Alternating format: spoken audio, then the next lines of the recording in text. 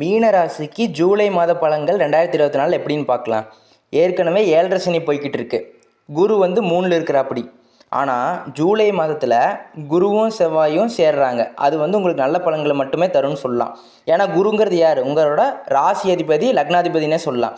செவ்வாய்ங்கிறது உங்களுடைய தனாதிபதினே சொல்லலாம். அதனால் வந்து 9ஆம் அதிபதியும் 10ஆம் அதிபதியும் வந்து கன்ஜெக்ஷன் ஆகிறாங்க. லார்ட் ஆஃப் 9 and 10 கன்ஜெக்ஷன் 2 பேரும் சேர்றாங்க அப்படின்னா தர்ம கர்மாதிபதி யோகனே சொல்லலாம். ஓகேவா? அப்போ தர்ம கர்மாதிபதி யோகம் உண்டாகுது. 3ஆம் வீட்டில் வந்து 3வது வீட்டில் வந்து குருவும் செவ்வாயும் சேர்றாங்க.